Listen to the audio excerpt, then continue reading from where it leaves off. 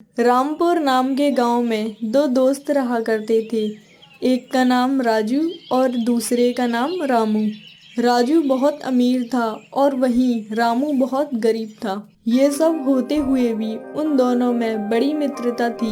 फिर एक दिन, अरे राजू बेटा चलो घर। ठीक है माँ। रामू भाई अब कल मिलेंगे। ठीक है राजू भाई। क्यों राजू, हम तुम्हें इतने अमीर स्कूल में इसलिए पढ़ाते हैं कि तुम यहाँ पर गरीब लोगों से दोस्ती करो। अरे बहन जी, क्या हुआ? मेरे बेटे से कुछ गलती हो गई क्या? कुछ नहीं हुआ, पता नहीं कहाँ से आ जाती है गवार कहीं की। अरे क्या हुआ बेटा रामू, तू ऐसे क्यों खड़ा है? कुछ नहीं माँ, लोग हमसे गरीब क्यों कहते हैं? बेटा हमारे पास पैसे नहीं है, फिर भी हम तुम्हें इतने महंगे स्कूल में पढ़ा रहे हैं। अरे रामू की माँ, तुमने 3 महीने से रामू की फीस जमा नहीं की है। फीस जमा करो, नहीं तो अपने बच्चे को घर पर ही बिठा लो।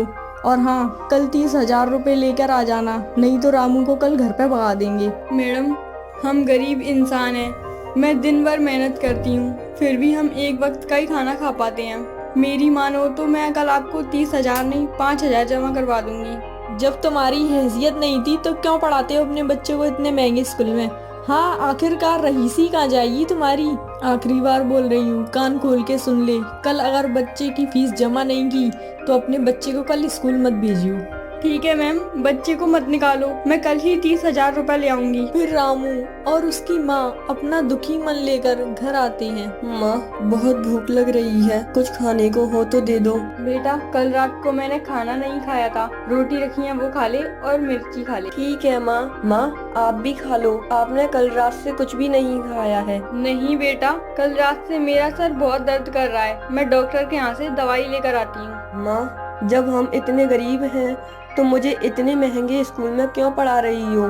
मुझे इस स्कूल में से निकाल कर कोई सरकारी स्कूल में एडमिशन क्यों नहीं दिला देती? बेटा मैं तुम्हारी पढ़ाई को लेकर कोई लापरवाही नहीं करना चाहती। जो दिन हमें देखना पड़ रहा है वो दिन तुम्हें ना देखना पड़े, इसलिए मैं तुम्हें इतने महंगे स्कूल में पढ़ा रही हूँ। चलो बेटा, अब मैं जा रही हूँ, मुझे देर हो रही है। फिर रामू की माँ अपनी किडनी बेचने चली जाती है रामू से झूठ बोलकर।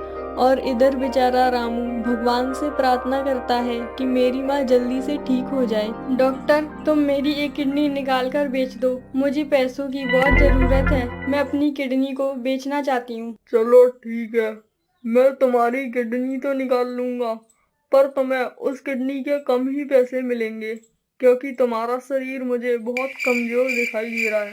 जाओ ऑपरेशन रूम में पहुंचो। डॉक्टर रामू की माँ को गरीब और लाचार समझकर उसकी दोनों किडनियां निकाल लेता है। फिर कुछ घंटों बाद रामू की माँ पैसे लेकर घर जाने लगती है। अरे मुझे चक्कर क्यों आ रहे हैं? अरे मुझे लगता है डॉक्टर ने मेरी दोनों किडनियां निकाल ली। तभी रामू की माँ बेहोश हो जाती है और आस पड़ोस के लोग वहाँ आ जाते हैं। अरे ये तो रामू की माँ है, क्या हुआ ऐसे? अरे हाँ हाँ भाई, ये तो रामू की माँ है, चलो इसको जल्दी से हॉस्पिटल लेके चलते हैं। फिर वहाँ के लोग रामू की माँ को हॉस्पिटल ले जाते हैं। क्या मेरी मम्मी को क्या हुआ? अंकल मुझे जल्दी से मेरी माँ के पास ले चलो। फिर मुरली राजू को हॉस्पिटल ले जाता है। माँ, आपको क्या हुआ? आपके तो केवल सर में ही दर्द था ना, तो आपकी ये हालत कैसे हो गई? बेटा मैंने तुमसे झूठ बोला, मेरे सर में दर्द नहीं था। मैं तुम्हारी स्कूल फीस भरने के लिए डॉक्टर के पास अपनी किडनी निकलवाने आई थी, पर डॉक्टर ने दोनों किडनी निकाल ली। अब मैं जिंदा नहीं। मेरी माँ को क्या हो गया? डॉक्टर देखो। बेटा, अब तुम्हारी माँ इस दुनिया में नहीं रही, वो किसी और दुनिया में चली गई है। मेरी माँ कौन सी दुनिया में चली गई है? मुझे भी उस दुनिया में भेज दो, मैं उनके बिना नहीं जी पाऊंगा। अभी पड़ जाएगा एक हाथ का घुमाकर। सिक्योरिटी आओ, इसे जल्दी यहाँ से बाहर निकालो, वरना अभी तो ये सच में तेरी माँ के पास पहुँचा दूंगा। फिर रामू की माँ को मरे हुए कई दिन बीत जाते हैं। बेचारा रामू भूख के मारे इधर उधर जाता है और फिर मंदिर पर बैठकर भीख मांगने लगता है। फिर रामू को उसके स्कूल से निकाल दिया जाता है उसकी फीस जमा ना होने पर, और रामू सड़कों पर जा जाकर भीख मांगने लगता है। मुझे कोई खाना दे दो, बहुत भूख लग रही है। माँ जल्दी आओ, मुझे खाना दे दो माँ। अरे राम भाई, देखो तो किसका बच्चा भीख मांग रहा है। अरे गुरुजी, ये तो रोज यही ऐसे ही बैठा रहता है, और अपनी माँ को याद करता रहता है। अरे बेटा, तुम यहाँ पर क्या कर रहे हो? स्कूल जाने की उम्र में तुम भीख क्यों मांग रहे हो? तुम्हें खाना चाहिए? चलो मेरे साथ चलो, मैं तुम्हें खाना देता हूँ। अरे गुरुजी, लगता है भूख के मारे बेचारा पागल हो गया है। इसे ले जाकर प्रसाद खिला दो, मैं अभी पूजा का सामान लेकर आता हूँ। फिर वो पुजारी रामू को अपने साथ ले जाता है और खाना खिलाता है। लो रामू बेटा, भरपेट खाना खाओ। ठीक है पुजारी जी, ये मैं खा लेता हूँ। फिर रामू उसी पुजारी के साथ रहने लगता है और पुजारी की कामों में हाथ भी बटाता है। फिर एक दिन लो बेटा रामू, अब ये फूल लेकर सब पर एक एक फूल चढ़ा दो। फिर ऐसे ही बहुत सारे दिन बीत जाते हैं और रामू धीरे धीरे बड़ा हो जाता है और वहाँ राजू भी बहुत बड़ा हो जाता है। जहाँ रामू एक मंदिर को संभाल रहा था, वहीं राजू करोड़ों के कारोबार को संभाल रहा था। फिर एक दिन अरे बेटा रामू, ठाकुर जी के लिए नए वस्त्र ले आओ, क्योंकि राम नवमी आने वाली है। ठीक है गुरुजी, मैं अभी वस्त्र लेकर आता हूँ। राजू सुबह सुबह ही शराब पीकर तभी रास्ते में अच्छा है आज मैं कार से नहीं आया, इतना सारा पैसा और सोना ये सब मैं ही ले लेता हूँ। अरे नहीं, इतनी बड़ी कील मेरे पैर में चुभ गई गुरुजी। फिर राजू और रामू कई सालों बाद एक दूसरे से मिलते हैं। अरे अंधा है क्या? देखकर नहीं चल सकता कि तेरी आंखें ही फूट गई हैं पूरी। अरे भाई माफ करना, वो क्या है मेरे पैर में कील चुभ गई थी। अरे भाई राजू तू?